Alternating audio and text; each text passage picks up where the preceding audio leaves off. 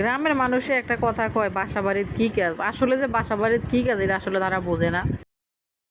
আসসালামু আলাইকুম। সারাদিন কিন্তু অনেক কাজ বাসার মধ্যে, বাসা বাড়ির মধ্যে ধান আর গরু ছাগল না থাকলেও সারাদিন অনেক কাজ থাকে, মানে গোছানির কাজ, পরিষ্কারের কাজ, এছাড়া কোনো আর কাজ নাই। তো সারাদিন কাজ করতে করতে আসলে বিকেলে একটু বাইরে যাওয়ার সময় পাই না। তো আজকে একটু সময় পাইলাম, ভাবলাম একটু বাইরে একটু ঘুরতে যাই। তো পরে একটু বিকেলে গেলাম, মানে উপজেলার বাইরে আর কি, বাউন্ডারির বাইরে। তো এটা আগে পুকুর ছিল, তো এই পুকুরটা অনেক বড়, এই পুকুরটা ভরাট করছে, মানে মানে খালের মতো মনে হয় আর কি, এত বড় পুকুরটা ছিল। তো এই পুকুরটার পার মানে অনেক গাছ, অনেক সবজি টবজি আছে। তো এদিকে এদিকে বাবির গাছে অনেক সাজনা ধরে রয়েছে। পরে ভাবলাম কয়েকটা সাজনা পারি, আমি অনেকটি সাজনা পারলাম একটা একটা করে। তো আমি আসলে পারতে আমার সমস্যা হইতেছে, কারণ আমার হাতের সমস্যা।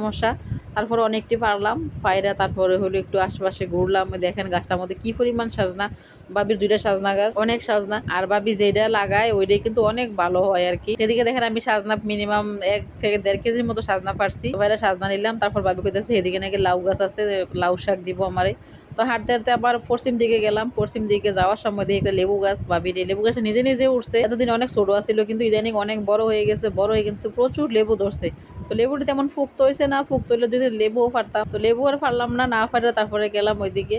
তো এদিকে দেখেন বাবির লাউ গাছ, তারপরে হলো গিয়া বাবির পাট শাক, মানে বাবির সিম গাছ। বাবির মানে যেটা লাগে এটা অনেক ভালো হয়, অনেক সবজি টবজি হয়, আমার দেয় মাঝে মাঝে, আমি খাই। তারপরে এদিকে দেখেন পাট শাক, ওই বাবি ওই দিক দিয়ে এদিক দিয়ে আমি দাঁড়াই রয়েছি, আমরা লাউ শাক উড়াইতেছি। তো এই দিক দিয়ে হইলো মানে পুকুরের ওইবার হইলো রাস্তা হয়েছে আর কি, অনেক সুন্দর একটা রাস্তা হয়েছে। রাস্তার যেন গাড়ি চলাচল করে। এর আগে সব খাল মালা ছিল, খাল ডোবা ডাবা ছিল আর কি। কিন্তু অনেক বিয়া করছে, ভৈরটের মানুষ অনেক পরিবর্তন করে লাইছে। এদিক দিয়ে দেখেন বাবির এই পুকুর পাড়ে কিন্তু অনেক গাছ, এই গাছটি মনে হয় তুফানে ভাঙছে আর কি।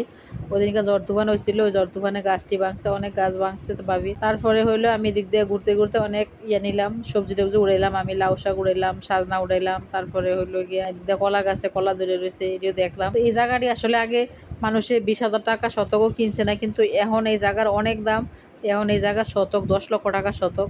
তো আসলে আগে যদি জানতাম এই মানে এই জায়গায় এমন অবস্থা হইব, তখনকার শুধু জায়গায় কিনতাম। এখন কিন্তু মানে আরামায়েশ করে সময়টা কাটাতে পারতাম আর কি। আসলে তখন টাকাও তেমন আসছিল না, তো এই কারণেও তেমন চাহিদা ছিল না জায়গা। তো আমার কাছে লাউ শাক দেখে ছাগলটা কিন্তু বারবার লাউ শাক খাইতে হইতেছে। বাবির বাড়িতে অনেক ঔষধি গাছও আছে, এদিক দিয়ে তুলসী গাছ, ওই দিক দিয়ে ড্রাগন গাছ, তারপরে হইলো গিয়া অ্যালোভেরা গাছ। বিকেল বেলা এই জায়গাটা ঘুরতে কিন্তু অনেক ভালো লাগে।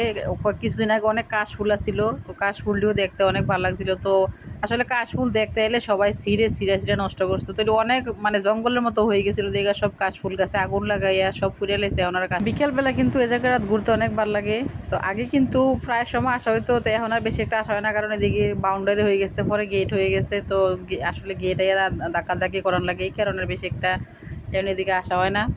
তো আজকে একটু সময় পেলাম, একটু ঘুরে গেলাম, আমার কাছে অনেক ভালো লাগলো। বাবির এদিক দিয়ে অনেক কচু গাছ, তো বাবি কইতাছে কচু গাছ নিতাম। তো কচু গাছ আসলে নিয়ে খাইতে পারবো না, কারণ এখন আমার বাসায় চিংড়ি মাছ নাই, এই কারণে কচু শাকটি নেওয়া হয় না। কচুটা কিন্তু অনেক সুন্দর, মানে অনেক বড় বড়, অনেক সুন্দর হয়েছে। তো যখন চিংড়ি মাছ আনবো তখন কচু শাক নিয়ে খামো। তো বাবি কিন্তু আমার মাঝে মাঝে কচু শাকও দেয়, অনেক মজার কচু শাক।